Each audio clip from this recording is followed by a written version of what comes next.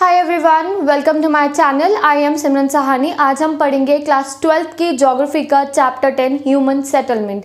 ये चैप्टर आपकी book 1 human geography का लास्ट चैप्टर है। आज हमारी बुक 1 जो है ह्यूमन ज्योग्राफी वो कंप्लीट हो जाएगी। अगर ज्योग्राफी का फुल सिलेबस पढ़े तो डिस्क्रिप्शन बॉक्स में चैप्टर्स के लिंक गिवन है, आप जाके पढ़ सकते हो। क्लास 12 ज्योग्राफी का पूरा syllabus and political history, eco, कोई भी सब्जेक्ट है आप पे 11th में हो 12th में ह्यूमैनिटीज़ का, सभी मैंने पढ़ा रखे अपने चैनल पर, आप जाके वहाँ से पढ़ सकते हो। ओके, तो आज हमें स्टार्ट करना है ह्यूमन सेटलमेंट चैप्टर से।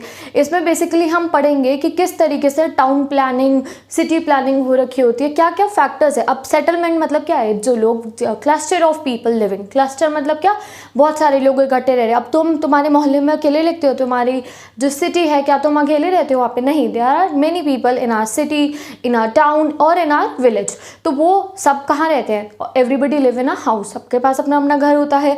बहुत कम ही लोग होते हैं जिनको हम BPL वगैरह कहते हैं, उनके पास अपने घर नहीं होते हैं। मोस्टली सबके पास अपने घर ही होते हैं। किसी पे बंगलो होता है, किसी पे फ्लैट होता है, किसी पे झुग्गी झोपड़ी होती है। Everybody have their house. तो इसी चीज़ को हम कहते हैं ह्यूमन सेटलमेंट। ह्यूमन सेटलमेंट क्या है? Cluster of houses is known as the human settlement. Cluster मतलब बहुत सारे हाउस, खाली तुम्हारा थोड़ी है, तुम्हारे पड़ोसी का भी है, तुम्हारे इधर वाले पड़ोसी का भी है, उधर वाले का भी, पीछे वाले का भी, आगे वाले का भी। तो सब लोग हाउस में रहते हैं। This is known as the human settlement.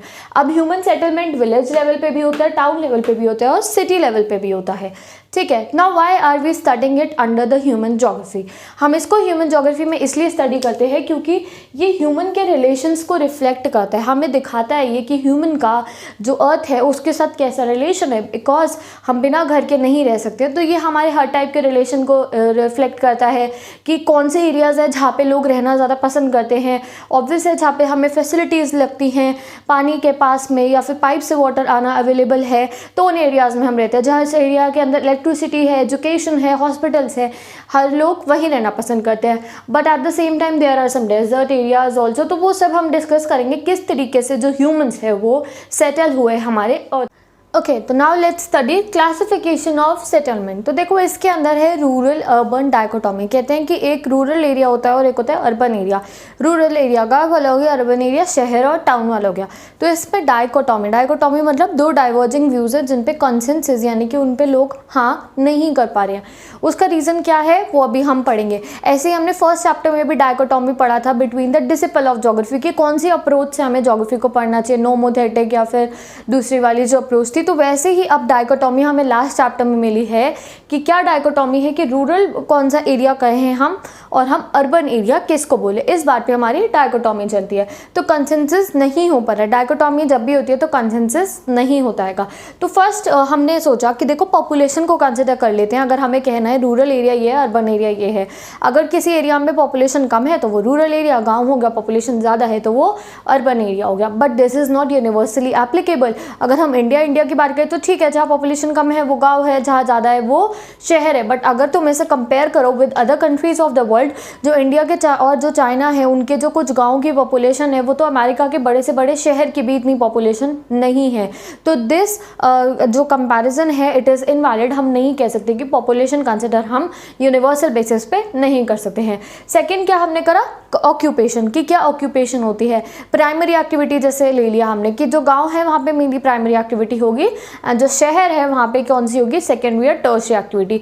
But this is also not possible क्योंकि कई अमेरिका के अंदर देखो और बड़ी बड़ी जो डेवलप कंट्रीज़ है वहाँ पे क्या होता है, कई लोग जो सेकेंडरी एंड टर्शियरी एक्टिविटी में भी इन्वॉल्व है, बड़ी बड़ी कंपनी में इसमें भी काम कर रहे होते हैं, वो कंट्री साइड पर रहना पसंद करते हैं। यानी कि वो गाँव में रूरल एरिया कहो या फिर उसको अब नया वर्ड दे दिया गया है सब अर्बनाइजेशन, वो सब अर्ब्स में रहना पसंद करते हैं। क्यों? बिकॉज देखो जो कंट्री है वी ऑल नो दैट, जो हमारी सिटी होती है वहाँ पे पॉल्यूशन है, इतना जैम है, इतनी आवाज़ है, नॉइज़ पॉल्यूशन है। तो उस वजह से जो लोग हैं वहाँ रहना पसंद नहीं करते और वो दूसरे एरिया में मूव कर जाते हैं जो रूरल एरिया के पास में होता है, कंट्री साइड में।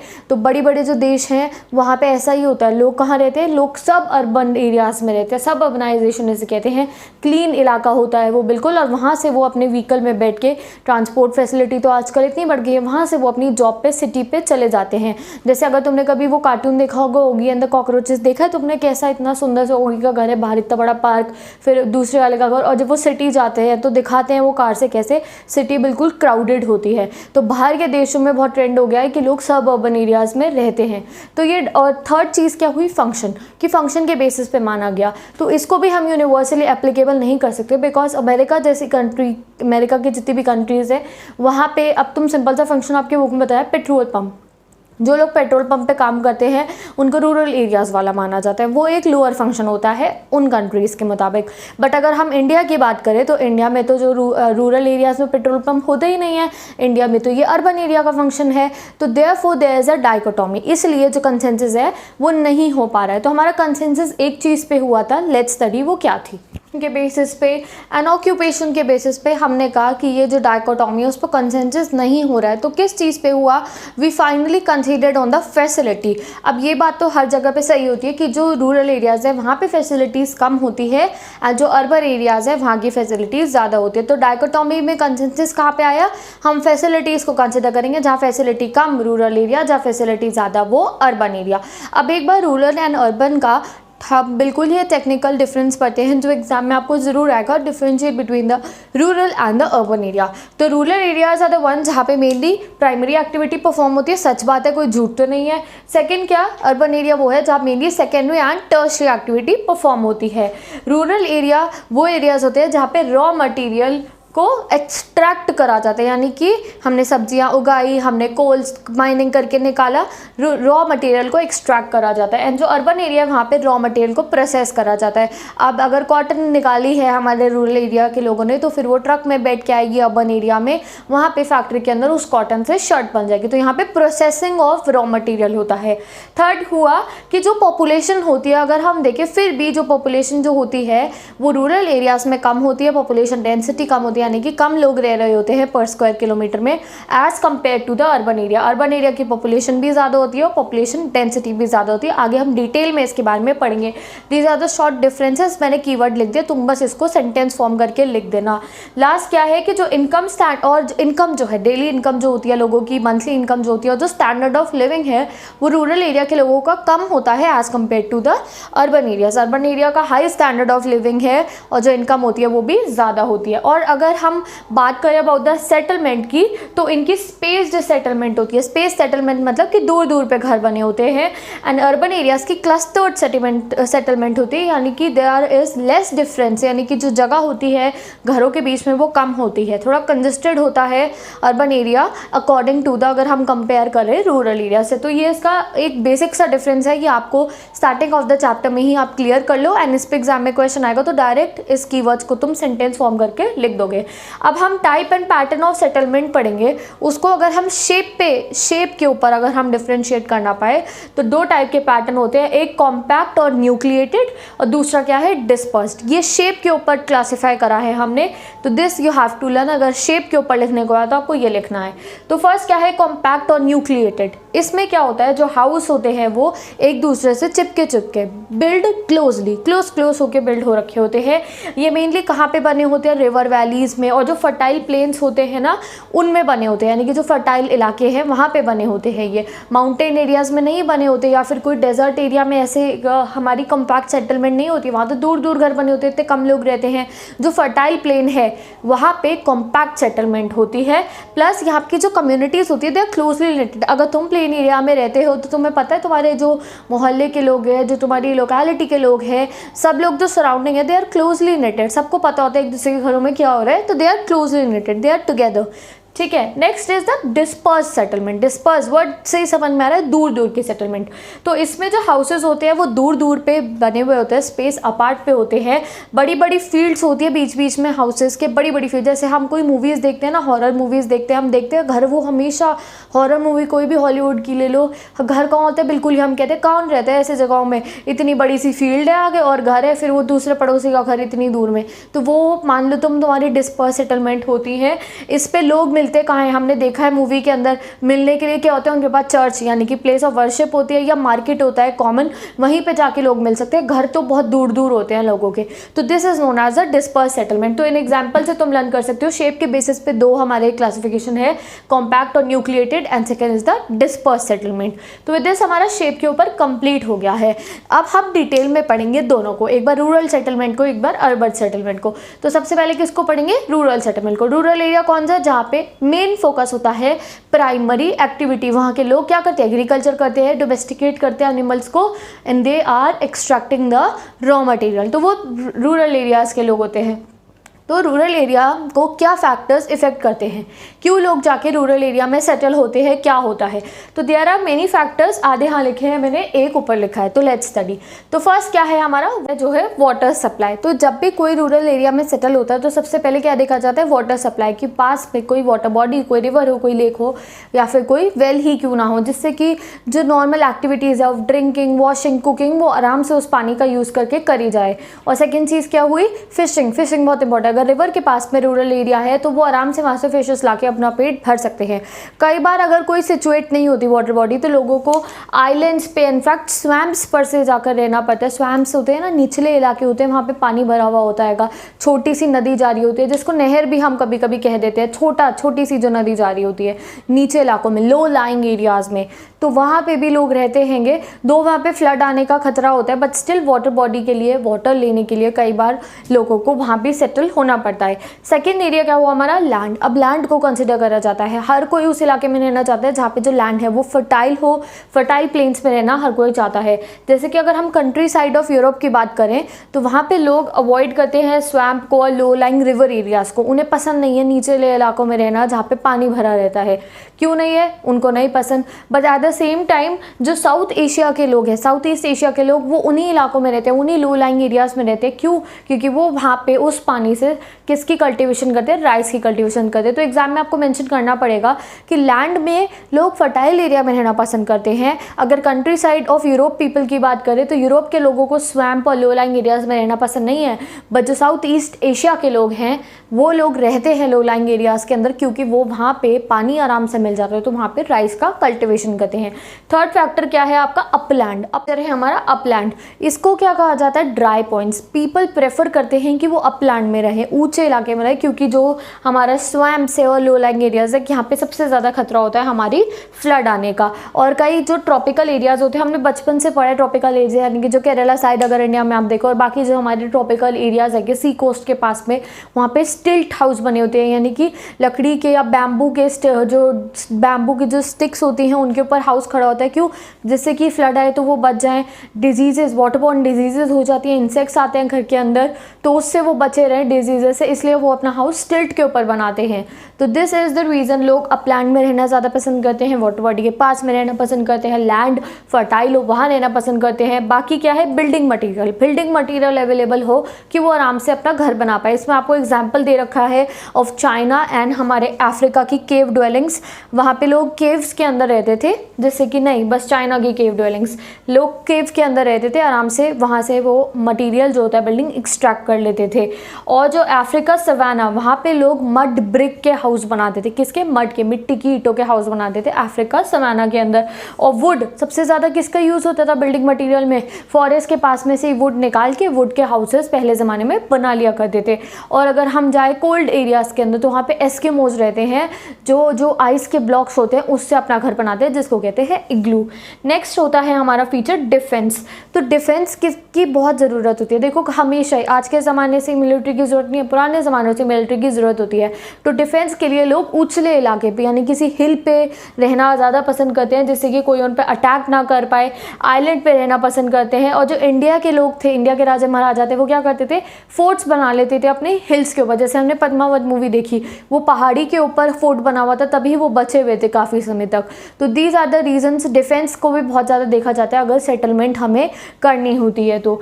एंड नाइजीरिया में क्या होता था, अपस्टैंडिंग इंसल बर्ग्स के ऊपर, जो बड़े बड़े बर्ग्स होते थे उनके ऊपर वो अपनी सेटलमेंट बनाते थे, जिससे कि कहाँ पे पता है, नाइजीरिया के अंदर, जिससे कि जो दुश्मन है वो अटैक नहीं कर पाए। There is one another factor affecting the rural settlement, वो क्या होती है, प्लान सेटलमेंट। प्लान सेटलमेंट मतलब जो गवर्नमेंट करवाती हैगी, इसमें जो इंसान है उनको नहीं ढूंढना पड़ता वाटर का है, लैंड का है, अपलैंड का है, डाउनलैंड का है, वो लोग नहीं ढूंढते, सब कुछ जो हैगा वो गवर्नमेंट प्रोवाइड करती है। So let's study. मैंने तुम्हें बता ही दिया है कि गवर्नमेंट प्रोवाइड करेगी शेल्टर वाटर, गवर्नमेंट की जिम्मेदारी है कि वो ऐसी जगह ढूंढे जहाँ पे शेल्टर भी हो, वाटर भी अवेलेबल हो। ऐसा इंडिया में भी हुआ था। कब हुआ था? इंदिरा गांधी के नाम के ऊपर एक प्लान बना हुआ है, Indira Gandhi canal command area. इसमें एक पूरा आपका प्लान बना था जिसमें बनाया गया कि जो रूरल एरियाज़ हैं उनको सेटअप किया जाए। तो ये प्लान का नाम आपको 1 मार्क के लिए याद रखना हैगा, ठीक है। तो अब नेक्स्ट चीज़ पे आते हैं हम अपने रूरल सेटलमेंट पैटर्न। अब क्या कंसिडर करी जाती है चीज़ें रूरल सेटलमेंट पैटर्न के अंदर? अगर एक रूरल एरिया सेट करना चाहे तो what are the things that we consider. तो सबसे पहले हम हाउसेस का साइट पैटर्न देखते हैं कि किस तरीके से हम उनको लोकेट करेंगे। तो उसमें सबसे पहले आती है सेटिंग, फिर फंक्शन देखते हैं वहाँ पे क्या काम होगा, और फिर हम शेप को कंसिडर करते हैं। तो सेटिंग में हम देखते हैं कि प्लेन, मतलब कौन से इलाके में हम रूरल एरिया बनाएं, और उसका साइज़ भी देखते हैं। तो सबसे पहले हम देखते हैं या तो प्लेन में बना दो, जो प्लेन एरियाज़ हैं गंगा वैली के पास में, वहाँ पे गांव बनना है, वहाँ पे गांव की सेटिंग होनी है। प्लेट्यू एरिया के अंदर होनी है, किसी कोस्टल एरिया सी के पास वाले एरिया के अंदर होनी है, फॉरेस्ट के पास में होनी है, या फिर डेजर्ट में होनी है। तो सबसे पहले लोकेशन नापी जाती है, ये देखा जाता है कि कहाँ पे हमें जो रूरल एरिया का प्लान है उसकी सेटिंग करनी है। सेकंड फैक्टर होता है हमारा फंक्शन, यानी कि जिस एरिया को हम बना रहे हैं या फिर जो एरिया हैगा उसमें कौन सा फंक्शन किया जाएगा। फार्मिंग की जाएगी, फिशिंग की जाएगी, लमजैक करा जाएगा, या पेस्टोरल करा जाएगा, यानी कि पेस्टोरल नोमैड्स हमने पढ़े थे ना, यानी कि जो चराते हैं अपनी कैटल्स को, वो काम करा जाएगा। तो काम भी देखा जाता है, उसके बेसिस पे हम सेटलमेंट करते हैं।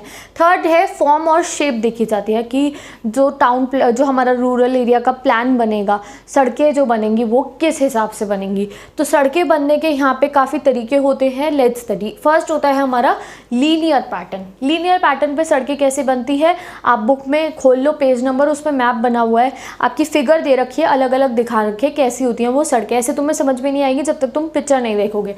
तो इसमें रोड के, रेलवे लाइन के, रिवर के, कैनाल के या फिर वैली के अलोंग में सीधी, ऐसे सीधी रिवर जा रही है इधर से, यहाँ पे घर बने हुए, इधर रेलवे लाइन जा रही है, यहाँ पे घर बने हुए, ये लीनियर होता है। नेक्स्ट होता है हमारा रेक्टेंगुलर। इसमें राइट एंगल्स पे जो रोड्स हैं वो एक दूसरे से मिलती हैंगी, एंड ये प्लेन या फिर वाइड माउंटेन एरियाज़ पे बन सकता है, क्योंकि राइट एंगल पे जब रोड्स को जोड़ना है तो उन्हें जगह तो चाहिए, या तो प्लेन इलाके में होगा ये, या फिर माउंटेन एरियाज़ वो जिनमें चौड़ी चौड़ी जगह होती है, वाइड माउंटेन एरियाज़ में ये पॉसिबल है रेक्टेंगुलर हमारा शेप। और नेक्स्ट है हमारी सर्कुलर शेप। सर्कुलर शेप कहाँ पे होती है, अराउंड द लेक्स या फिर अराउंड द टैंक्स हमारा सर्कुलर बेसिस पे सेटलमेंट होता है, पर इसमें जगह छोड़ दी जाती है कि जो जानवर है वो आराम से आ जा सके, जिससे कि उनको वाइल्ड एनिमल्स का कोई खतरा ना हो। नेक्स्ट है हमारी स्टार लाइक। स्टार लाइक में बहुत सारी जो रोड्स होती हैं, बहुत सारी सड़कें इकट्ठी आके कन्वर्ज हो जाती हैं, और उन रोड्स के अलॉन्ग में हाउसेस बने होते हैं। अगर तुम्हें अभी समझ नहीं आ रहा, बुक में फोटो देखोगे सब समझ आ जाएगा। ये कीवर्ड्स हैं जो तुम्हें मेंशन करने हैं। रेक्टेंगुलर में राइट एंगल पे मिलती है, लीनियर में एजेस लाइन के साथ साथ में चलती है, सर्कुलर में सर्कुलर पैटर्न में होती हैंगी लेक और टैंक्स के पास में, और स्टार लाइक में देखो तो सेवरल रोड्स आके कन्वर्ज हो जाती हैं और उन रोड्स के पास में हाउसेस बने होते हैंगे। तो this you have to remember, photo देखोगे तो तुम्हें आराम से लर्न हो जाएगा। अब नेक्स्ट है हमारा T point, Y and cross shape. तो ट्राई जंक्शन हम सब ने देखा है, वैसे ही ट्राई जंक्शन रोड्स पे सेटलमेंट होता है। वाई रोड्स वो होती हैं जिसपे दो रोड्स आके एक से कन्वर्ज हो जाती हैं, वहाँ का सेटलमेंट होता है। Third is the cross road houses. यहाँ पे 4 डायरेक्शन से रोड्स आके एक जगह पे मिल जाती हैं, इसको क्रॉस रोड या फिर क्रोनिफरस भी कहा गया है आपकी बुक के अंदर। और एक है आपका डबल विलेज पैटर्न, जिसमें एक रिवर बीच में होती है, एंड इधर से भी विलेज आ रहा है, इधर से भी विलेज आ रहा है, और बीच में उसको एक ब्रिज से जोड़ दिया जाता है, वो मैंने यहाँ नहीं लिखा है। तो आपको एग्जाम में इस पर क्वेश्चन कैसे आएगा, explain the rural settlement pattern. तो उसमें आपको तीनों बताना है कि सेटिंग के हिसाब से भी देखा जाता है, फंक्शन के हिसाब से भी, एंड फॉर्म और शेप के हिसाब से हमारा जो रूरल सेटलमेंट है वो होता हैगा। तीनों के फीचर्स आपको बताने हैं, आपका क्वेश्चन कंप्लीट हो जाएगा। Now let's study the problems of rural settlement.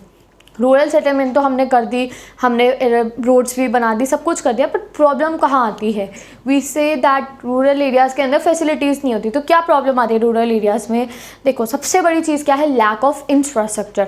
Rural areas में इंफ्रास्ट्रक्चर नहीं होता है, बड़ी बड़ी बिल्डिंग्स नहीं है, लोगों के पास जॉब भी नहीं होती है, इंफ्रास्ट्रक्चर नहीं है, स्कूल्स नहीं है, हॉस्पिटल्स नहीं है। तो लैक ऑफ इंफ्रास्ट्रक्चर सबसे पहली चीज़ है हमारे रूरल एरिया की प्रॉब्लम की। सेकेंड क्या है कि बहुत ज़्यादा डिजीज़ेज होती है, वाटरबोर्न डिजीज़ होती है, और सैनिटेशन लेवल का बिल्कुल भी ध्यान नहीं रखा जाता है, टॉयलेट्स ही नहीं होते हैंगे, एंड लोगों को अगर कोई बीमार हो जाए तो हॉस्पिटल की फैसिलिटी नहीं होती है।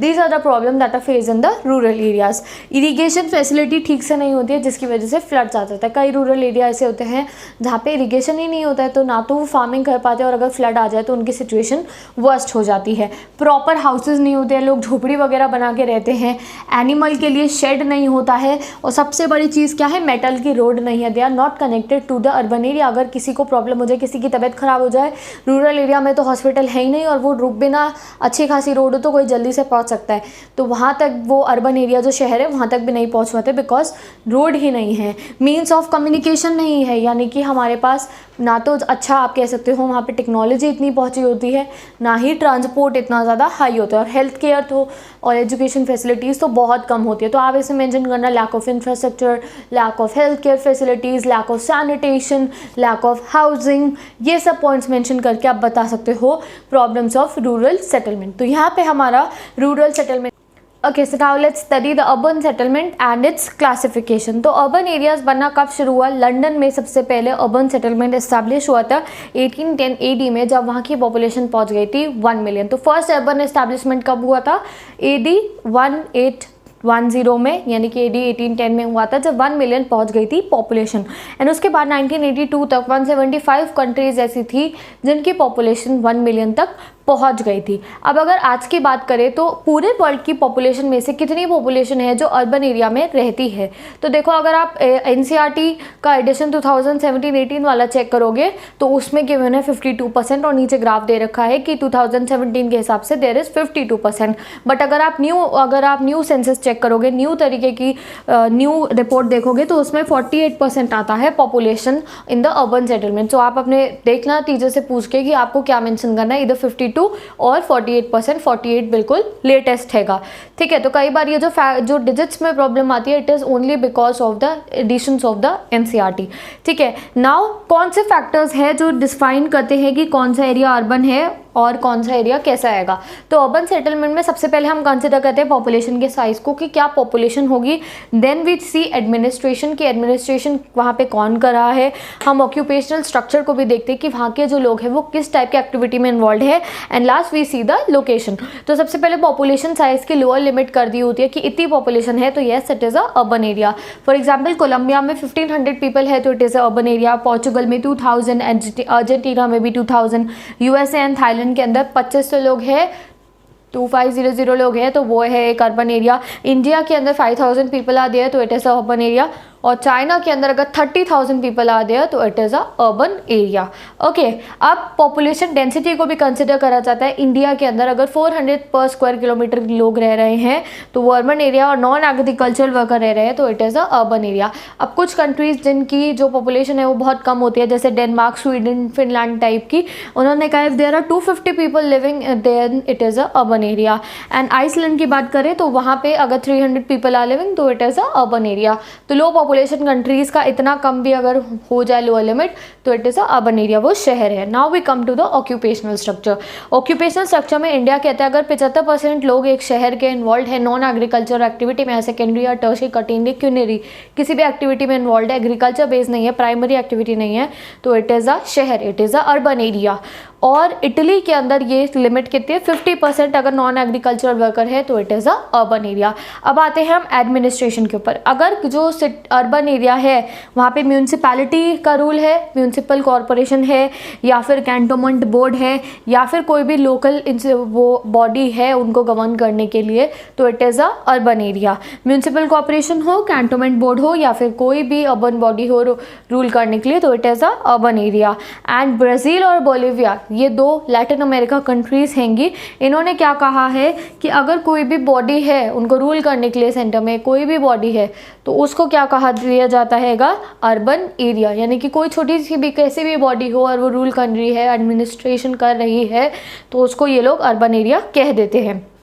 Next come to the location. Location में क्या आता है, लोकेशन में साइट भी देखी जाती है, सिचुएशन भी देखी जाती है और मॉडर्न टेक्नोलॉजी भी देखी जाती है। तो कई बार जो अर्बन एरियाज़ है उनको कंसिडर करा जाता है। कुछ टूरिस्ट अर्बन एरियाज़ है, तो टूरिस्ट अर्बन एरियाज़ में ऑब्वियस है कि साइट सीइंग होनी चाहिए, माउंटेन होगा, कुछ अलग सा होगा, तभी उसको हम टूरिस्ट अर्बन एरिया कहेंगे।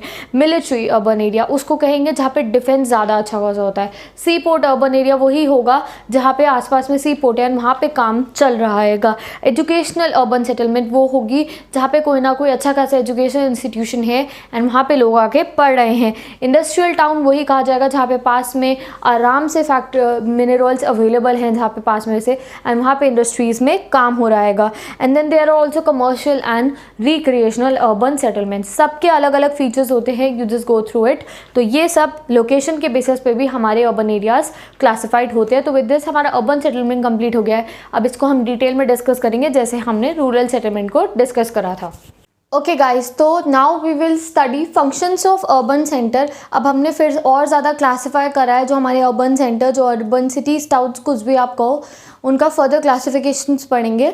तो 3 टाइप में मेनली होती है हमारी ये। एक है एडमिनिस्ट्रेटिव टाउन, दूसरा है commercial trade town and third is the cultural town. कुछ इंडस्ट्रियल टाउन होते हैं यानी कि जहाँ पे इंडस्ट्रियल वर्क होता है, कुछ टूरिस्ट टाउन हो गए जहाँ पे टूरिस्ट विजिट करते हैंगे। एंड इस टाइप से टाउन्स का या फिर आप कह रहे हो अर्बन सेंटर्स का डिफ्रेंसिएशन हो रखा होता है। तो सबसे पहले एडमिनिस्ट्रेटिव टाउन वो क्या होता है, वो टाउन वो है जैसे कि नेशनल कैपिटल, जैसे इंडिया की कैपिटल है दिल्ली, ये वो टाउन्स होते हैं, वो शहर अर्बन सेटलमेंट की वो होती है जहाँ पे मेनली गवर्नमेंट ऑफिसेज होते हैं। सुप्रीम कोर्ट का न्यू दिल्ली के अंदर है। बड़े बड़े जो गवर्नमेंट के ऑफिसेज हैं जहाँ पे सारा काम चलता है वो इन टाउन्स के अंदर सिचुएटेड होते हैं, कैपिटल में सिचुएटेड होते हैंगे। ठीक है, तो it is the one win which administrative offices resides, जहाँ पे सारे एडमिनिस्ट्रेटिव ऑफिसेज होते हैं। तो अगर इंडिया की बात करें तो इट इज़ न्यू दिल्ली, भी आपका Canberra of Australia, London and Washington DC etcetera. ये कौन है हमारे, these are the administrative town. Next is the trading and the commercial town. नाम सुन के समझ में आ रहा है, यहाँ पे क्या होता है, बिजनेस एक्टिविटीज़ होती हैंगी। तो अगर एग्रीकल्चरल मार्केट और टाउन को देखें तो वो कौन कौन से, विनिपेग एंड कांसेस। कुछ नहीं है इसके अंदर, तुम्हें लर्न करना है, एग्जाम में डायरेक्ट क्वेश्चन आएगा एंड तुम्हें इसी तरीके से, यहाँ मैंने कीवर्ड्स लिखे, you will make the sentence that trade and commercial towns are the one in which business activities, economic activities are performed. Agriculture and market town Winnipeg and Kansas. Banking and financial capital are Frankfurt and Amsterdam.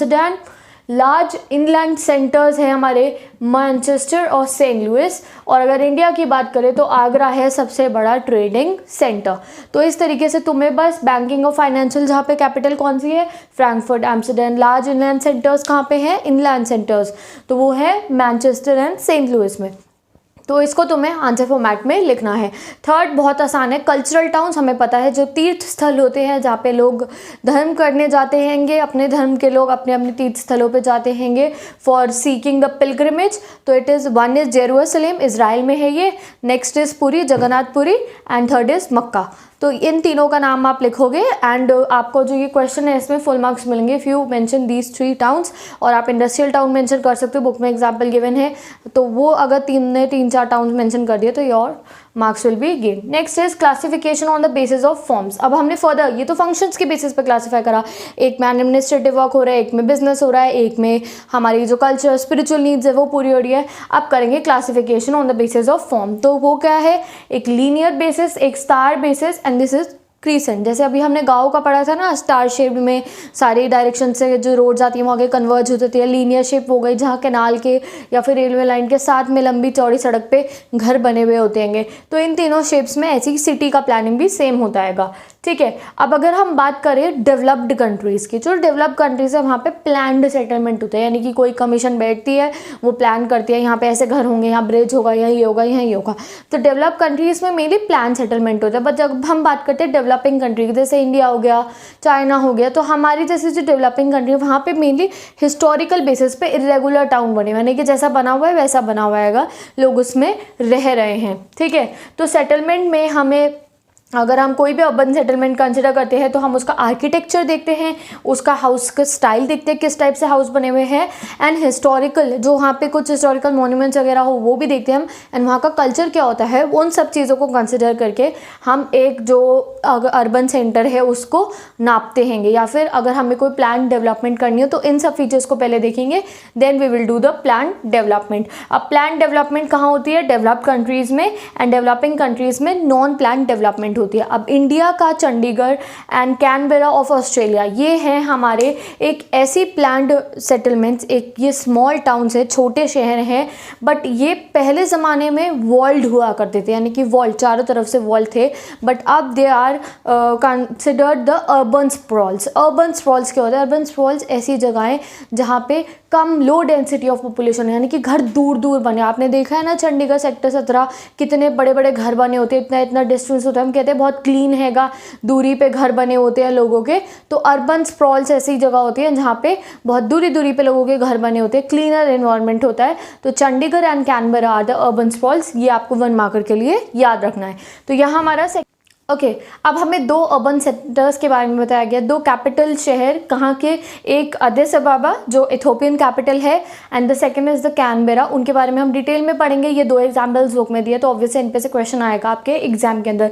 तो Addis अबाबा कब establish हुआ था? It was establish as the Ethiopian capital, जो Ethiopia देश है उसकी capital बनी थी ये 1878 में। 1 मार्कर आपको याद रखना है। अदिस मीनिंग होता है न्यू, एंड अबाब मीनिंग होता है फ्लावर। तो इनकी लैंग्वेज में इन्होंने अपना नाम रखा है इसका, अपने शहर का, अपने कैपिटल सिटी का, न्यू फ्लावर, अगर हम इंग्लिश में इसे कन्वर्ट करें तो इसकी स्पेशलिटी क्या है? It is located on the hill valley, यानी कि पहाड़ में वैली पे ये इस्टेब्लिश्ड हैगा। यहाँ की जो रोड्स हैं, जितनी भी रोड्स है, वो एक गवर्नमेंट के हेडक्वार्टर से निकलती हैं। 4 तरफ में there is a roundabout. आपने गूगल मैप्स खोलते होगे तो राउंड अबाउट आता है ना बना हुआ चारों तरफ से, जिसको चौराहा भी कई बार हम लोग बोलते हैं। तो इस तरीके का स्ट्रक्चर है यहाँ पे। जो इनके 4 मेन गवर्नमेंट सेंटर है, पियाजा, अरत, अमिस्ट एंड किलो, इनमें से चारों के चारों जो इनके गवर्नमेंट सेंटर्स है, यहाँ से राउंड अबाउट में रोड्स निकल रही हैं और यही आगे तक फैली हुई हैंगी पूरी वैली में। एंड यहाँ का एक लार्जेस्ट मार्केट हैगा मेराकाटो। कौन सा मार्केट है? मेराकाटो। 1 मार्क में आपको लिखना होगा जब एग्जाम में इस पे क्वेश्चन आएगा। तो मेराकाटो इज़ द लार्जेस्ट मार्केट, और आज के समय पे ये मार्केट इतना बढ़ गया है that it is the largest market between the सियारो एंड द जोहान्सबर्ग। जोहान्सबर्ग और सियारो के बीच का सबसे लार्जेस्ट मार्केट कौन सा? मेराकाटो। यानी कि दोनों के लोग आके अगर उन्हें शॉपिंग करनी हो तो they come to the mercato for their needs. ठीक है, अब यहाँ पे यूनिवर्सिटीज़ भी हैं, बड़ी बड़ी मेडिकल कॉलेजेस भी हैं, तो यहाँ का इंफ्रास्ट्रक्चर भी अच्छा है। एंड अदिस अबाब में बहुत ज़्यादा रैपिड ग्रोथ हो रही है। ये कहाँ की कैपिटल है? It is the capital of Ethiopia. तो इतना ही आपको लर्न करना है बुक में से। Now will come to the second capital city. Okay तो अब अपना नेक्स्ट प्लान सेटलमेंट पढ़ते हैं, जो है कैनबेरा। ये ऑस्ट्रेलिया की कैपिटल बनी थी इन द 1912। अमेरिका के एक लैंडस्केप आर्किटेक्चर थे, नाम क्या था उनका? Walter barley Griffin. 1 मार्क में आपको याद रखना है। इन्होंने इसका आर्किटेक्चर प्लान करा था। इन्होंने प्लान करा that it will be a garden city जिसके अंदर 25,000 लोग रहेंगे, एंड इसके 5 मेन सेंटर्स बनाए गए थे जहाँ पे सारा का सारा जो इकोनॉमिक एक्टिविटी है, जितनी भी एक्टिविटीज़ है, उन 5 मेन सेंटर्स में अलग अलग जगह के लिए अलग अलग सेंटर बनाया था। सेकेंडली अब ये इतना एक्सपैंड हो रहा है जब आसपास के जितने भी सैटेलाइट टाउन्स थे इसको इसने अपने अंदर मर्ज कर लिया। सैटेलाइट टाउन मतलब जो आसपास के जितने भी शहर होते हैं उसको भी इसने अपने अंदर मर्ज कर लिया है। And it is a garden city, बहुत सारे गार्डन्स एंड पार्क है और वाइड ओपन स्पेसेस है कैनबेरा के अंदर। ठीक है, तो अब हमने classification on the basis of forms में क्या पढ़ा? एक लीनियर क्लासिफिकेशन होता है, एक स्टार शेप क्लासिफिकेशन, एक क्रीसेंट क्लासिफिकेशन, और एक होता है प्लान्ड एंड अनप्लान्ड। तो अनप्लान्ड वाले तो वही है जो डेवलपिंग कंट्रीज़ के बिना प्लान के बने हुए हैं।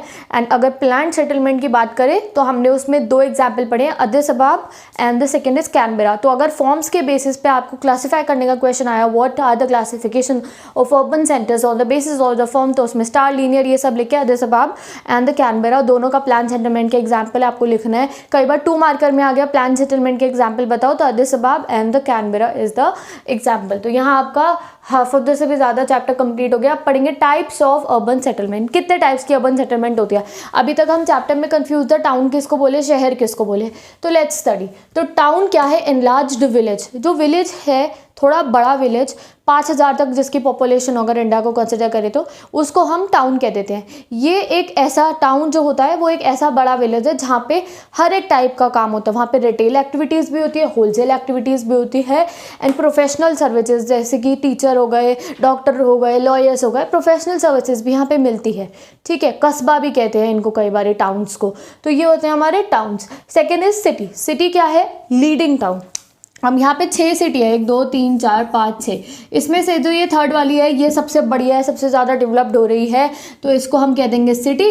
और ये बाकी सब क्या बन जाएंगे? टाउन। ये टाउन ही रहेंगे, तो ये सबसे एक्सपैंड हो रही है, ये बन जाती है सिटी जो डेवलप हो रही है। तो leading town is known as the city. इसका बहुत हाई फंक्शन होते हैं, ग्रेट फंक्शन होते हैं सिटी के अंदर। सिटी का रेलवे स्टेशन भी होता है, सिटी का टर्मिनल पॉइंट भी होता है, टैक्सी स्टैंड भी होता है, ट्रांसपोर्ट भी होता है, फाइनेंशियल इंस्टीट्यूशन यानी कि कोई स्टेट बैंक भी होता है यहाँ पे। और क्या मान लो आप, और क्या होगा यहाँ पे? अगर हम सिटी की बात करें तो हमारी सिटी में मॉल भी होते हैं आज के टाइम पे। तो they perform the greater function. ये ग्रेटर फंक्शन, कैंटोनमेंट बोर्ड भी होता है यहाँ पे। तो ये वो सिटी उसको कहते हैं जो ग्रेटर फंक्शन परफॉर्म करता है। तो टाउन और सिटी हमें समझ में आ गया। अब नेक्स्ट आता है कॉन्युर्बेशन। कॉन्युर्बेशन ये क्या है? पैट्रिक गेडिस ने ये वर्ड बनाया था 1915 में। इन्होंने कहा जब हम टाउन्स और सिटीज़ को मर्ज कर देते हैं तो कॉन्युर्बेशन बनता है। यानी कि जो मैंने 6 टाउन बताए थे ना और एक सिटी थी, इनमें से थर्ड वाली सिटी बन गई थी। अब इन सबको अगर मर्ज कर दोगे तो कॉन्युर्बेशन बन जाएगा। ये 6 के 6 जो मिल के बनाएंगे कॉन्युर्बेशन। तो एग्जाम्पल कॉन्युर्बेशंस का क्या है? London, Greater London is example of conurbation. Chicago और Tokyo, these are the example of conurbation. तो ये 1 मार्कर में आ सकता है अलग से भी, और अगर पूरा क्वेश्चन एक्सप्लेन करने का है तो भी आप कहोगे when we merge the number of cities and some number of towns then it is known as the conurbation. अब थर्ड, पहले मिलियन सिटी पर आती हूँ, फिर आती हूँ मेगालोपोलिस। मिलियन सिटी वो होती है वो सिटी जिन्होंने 1 मिलियन पॉपुलेशन क्रॉस कर दे। तो लंदन ने 1810 में करा था, हमने पहले भी पढ़ा। पेरिस ने 1850 में करा, न्यूयॉर्क ने 1860 में करा। सब 1 मार्कर भरे पड़े हैं इसके अंदर, सो रिमेंबर इट। और 1950 की बात करें तो 80 सिटीज़ ने 1950 तक 80 सिटी ऐसी थी जिनकी पॉपुलेशन 1 मिलियन हो गई थी। 2005 में जब हमने रिपोर्ट निकाली तो उसमें कितनी सिटीज़ थी जिनमें 1 मिलियन पॉपुलेशन थी? 438। अब आ जाओ जो आपके एग्जाम में आएगा कि प्रेजेंटली 2016 में जब हमने रिपोर्ट निकाली तो पता चला there are 512 cities that have crossed the 1 million population। तो आंसर क्या लिखोगे आप? 512। तो कितनी मिलियन सिटीज़ हैं? How many million cities are there? तो यू विल राइट 512। ठीक है। अब आ जाओ मेगालोपोलिस। मेगालोपोलिस मतलब this is a Greek word है। ग्रीक होते हैं ना, ग्रीस वाले, उनकी लैंग्वेज का ये वर्ड है मेगालोपोलिस, यानी कि एक बहुत ग्रेट सिटी, बड़ी सिटी को कहा जाता है मेगालोपोलिस। जीन गोटमन ने ये वर्ड निकाला था, आपको ये कंसेप्ट निकाला था 1957। इसमें हम भी क्या मर्ज करते हैं? इसमें हम सुपर मेट्रोपॉलिटन सिटी का स्ट्रक्चर बनाते हैं जिसमें हम सारे के सारे कॉन्युर्बेशन जो होते हैं उनको मर्ज कर लेते हैं। अब कॉन्युर्बेशन क्या था? अब ये 6 शहर को हमने कहा था कॉन्युर्बेशन है। अब ऐसे ही तुम एक और क्लस्टर बना दो, एक और क्लस्टर बना दो। अगर इन तीनों को मिला देंगे then we will get the megalopolis. जब बहुत सारे लीडिंग टाउन्स को, सिटीज़ को मर्ज करा तो कॉन्युर्बेशन बना, और अगर हमने 3-4 कॉन्युर्बेशंस को मर्ज कर दिया तो हमारा मेगालोपोलिस बन जाता है। ठीक है। तो इंडिया और मेगालोपोलिस की कितनी पॉपुलेशन होती है? मेगालोपोलिस वो जगहें हैं जिनकी पॉपुलेशन 10 मिलियन को क्रॉस कर जाए। तो कितनी पॉपुलेशन है मेगालोपोलिस की? 10 मिलियन क्रॉस्ड। न्यूयॉर्क था हमारा सबसे पहला मेगालोपोलिस। सबसे पहली मिलियन सिटी थी लंदन 1810 में, और सबसे बड़ा मेगालोपोलिस कौन था हमारा? न्यूयॉर्क था। 1950 में ये मेगालोपोलिस बन गया था। अगर आप प्रेजेंटली की बात करो, how many megalopolis are there? तो there are 31 megalopolis presently. And इसका एग्जाम्पल आप लिख सकते हो from Boston to the Washington DC। Boston कहाँ है? America, United States of America की नॉर्थ साइड में बॉस्टन है एंड साउथ साइड में हमारा वॉशिंगटन DC। तो वहाँ से वहाँ तक हम मिला के जितने भी कॉन्युर्बेशन है उनको मिक्स करके बनते हैं हमारा मेगालोपोलिस। तो Boston to Washington DC is example of megalopolis. यहाँ मैंने आपके दोनों के दोनों टॉपिक मर्ज कर दिए हैं, मेगालोपोलिस वाला भी और नंबर 1 क्लासिफिकेशन ऑफ मेगालोपोलिस। तो आपका ये भी आपको पता चल गया, यहाँ पे 10 मिलियन पॉपुलेशन होती है। न्यूयॉर्क 1950 में बना था, प्रेजेंटली देयर आर 31। ठीक है, तो विद दिस आपका ये पार्ट भी कंप्लीट हो गया है। अब हम आते हैं problems with the human settlement in the developing countries. अब डेवलपिंग कंट्रीज़ की बात करो तो प्रॉब्लम्स क्या है, ह्यूमन सेटलमेंट तो हमें पता है भर भर के प्रॉब्लम्स है। सबसे पहला क्या है, unsuitable concentration of population. Population बहुत ही अजीब तरीके से एक ही जगह पे इकट्ठी हो गई है। क्या होता है, रूरल एरियाज़ में से अर्बन एरिया में, डेवलपिंग कंट्रीज़ में लोग आ जाते हैं, क्योंकि एग्रीकल्चर में उनको इतना कमाई नहीं हो रही होती है, इतना उनके पास जॉब नहीं होती, वहाँ पे इतनी एम्प्लॉयमेंट नहीं है, तो वो आ जाते हैं अर्बन एरियाज़ में, यानी कि शहरों के अंदर जॉब अपॉर्चुनिटीज़ के लिए। तो शहर के अंदर जो है वो भीड़ बढ़ जाती है, और शहर के अंदर वर्टिकल वे में क्या होने लगता है, वर्टिकल वे में जो पॉपुलेशन है बढ़ने लगती है। क्या होता है, फ्लैट्स बनने लगते हैं। अगर हम प्लेन हॉरिजॉन्टल एक्सपैंड की बात करें तो बड़े सारे घर बन रहे हैं, ऐसे ड्यूप्लेक्सेस बन रहे हैं इधर इधर इधर। और अगर हम वर्टिकल एक्सपेंशन की बात करें तो आप खुद सोचो, अपार्टमेंट्स बनते हैं आजकल, हमने शहरों में देखा ना, एक के ऊपर एक के ऊपर एक के ऊपर एक मल्टी अपार्टमेंट्स बनने लग गए हैं। तो वर्टिकल एक्सपेंशन हो रहा है शहरों के अंदर, तो इस वजह से प्रॉब्लम आ रही है। कंजेस्टेड हाउसेज है, स्ट्रीट है, पतली सी गलियों की भरे पड़े हैं मकानों के अंदर। लैक ऑफ ड्रिंकिंग वाटर, इतना घर बने पड़े, इतनी वाटर सप्लाई है नहीं। सैनिटेशन नहीं, इतने वॉशरूम्स नहीं हैंगे। ट्रांसपोर्ट फैसिलिटी कम है, हेल्थ केयर कम है, एंड जब लोग बढ़ गए हैं तो पॉल्यूशन लेवल एयर पॉल्यूशन का, नॉइस पॉल्यूशन का, वाटर पॉल्यूशन का, वो बढ़ता जा रहा है। तो these are the main problems of human settlement. बहुत बेसिक सा है, you can write it in the, ये मैंने 4 पॉइंट्स लिखे हैं, बस इनको तुम एक्सटेंड कर दोगे। एंड ये जितने भी क्वेश्चन आंसर्स है you will get on my Instagram I D का लिंक स्टार्टिंग में तुम्हें दिखा होगा, एंड डिस्क्रिप्शन बॉक्स में लिंक डाल दूंगी इस चैप्टर के नोट्स का, ज्योग्राफी के हर एक चैप्टर के नोट्स का, एंड बाकी सारे सब्जेक्ट्स के नोट्स के। तो इंस्टाग्राम आईडी पे जाके आप हर एक चैप्टर के नोट्स एक्सेस कर सकते हो। नाउ लास्ट टॉपिक पे आ गए हम चैप्टर के, प्रॉब्लम्स ऑफ अर्बन सेटलमेंट। अगर अर्बन सेटलमेंट करते हैं कोई तो उसकी क्या प्रॉब्लम है, यानी कि शहरों में रहने वाले लोगों को क्या प्रॉब्लम आती है।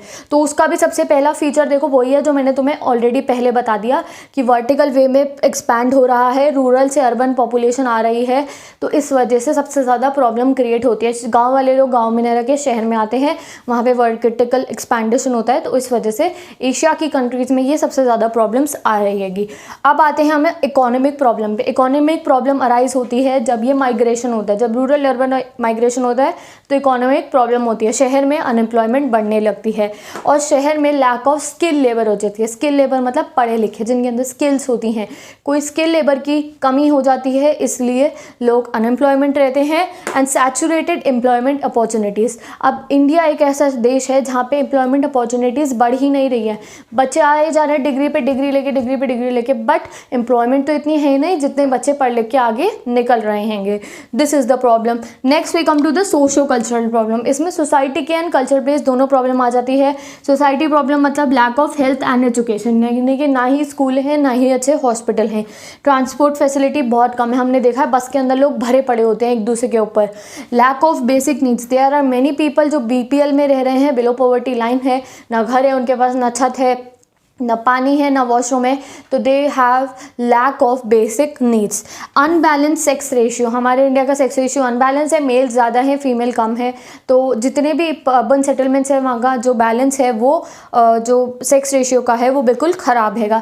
फाइनेंशियल रिसोर्सेज कम है, लोगों के पास पैसा नहीं है अर्बन सेटलमेंट्स में, वो आ तो जाते हैं जॉब लेने के लिए अर्बन सेटलमेंट में रूरल एरिया से, बट तब भी उनकी इतनी कमाई नहीं होती है, छोटे छोटे से घरों के अंदर इतने सारे लोग रह रहे होते हैं, तो फाइनेंशियल रिसोर्सेज भी कम होती है, इसलिए उनका स्टैंडर्ड ऑफ लिविंग कम होता है।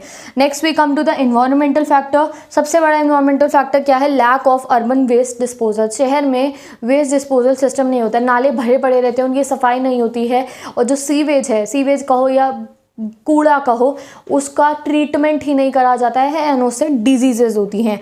पोर्टेबल वाटर नहीं है, यानी कि वाटर को घर तक पहुंचाने का तरीका ही नहीं है, पाइपलाइंस नहीं है कई सारे जगहों पर। सीवेज फैसिलिटी नहीं है, वो फैसिलिटी नहीं है कि डायरेक्ट जो सीवे के अंदर जो हमारा जो गंदा कूड़ा है वो चला जाए।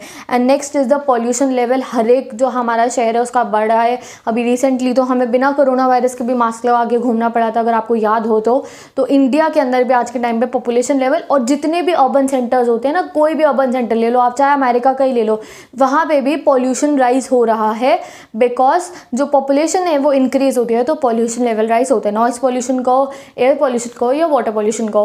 तो विद दिस आपका लास्ट टॉपिक भी कंप्लीट हो गया, प्रॉब्लम ऑफ अर्बन सेटलमेंट। सबसे पहले इसमें आप बताओगे रूरल अर्बन माइग्रेशन, वर्टिकल एक्सपैंडेशन, और एशिया की कंट्रीज में ये प्रॉब्लम आ रही है। Then economic settlement, economic problem, socio culture problem, environmental problem को एक्सप्लेन करोगे एंड ये पूरा 6 नंबर में आएगा ये question and you will get the full marks. तो विद दिस आपका चैप्टर 10 ह्यूमन सेटलमेंट कंप्लीट हो गया। इसके साथ साथ हमारी जो ह्यूमन ज्योग्राफी वाली बुक है वो पूरी कंप्लीट हो गई है। अगर आपको चैप्टर्स पढ़ने हैं ह्यूमन ज्योग्राफी के तो डिस्क्रिप्शन बॉक्स में लिंक मैंने डाला हुआ है, chapter 1, chapter 2, chapter 3, chapter 4 direct जाके आप पढ़ सकते हो, ढूंढने की जरूरत नहीं पड़ेगी। अगर नोट्स चाहिए इस चैप्टर के, ज्योग्राफी के किसी भी चैप्टर का, और सिर्फ ज्योग्राफी नहीं, हिस्ट्री, इको, पॉलिटिकल साइंस, कोई भी सब्जेक्ट आपके पास 12th में हो, ह्यूमैनिटीज़ में हो, तो वो सब डिस्क्रिप्शन बॉक्स में लिंक्स गिवन है, मेरी प्लेलिस्ट का भी और इंस्टाग्राम आईडी गिवन है जहाँ से आप जाके नोट्स ले सकते हो। So thank you so much watching this video अच्छी लगी है तो लाइक कर देना, do share it with all your friends. So best of luck all my students. अब मैं आपसे मिलूंगी नेक्स्ट वीडियो में जिसमें हम नेक्स्ट बुक का चैप्टर 1 स्टार्ट करेंगे। So let's meet in the next video. Thank you so much watching this video again. Bye bye.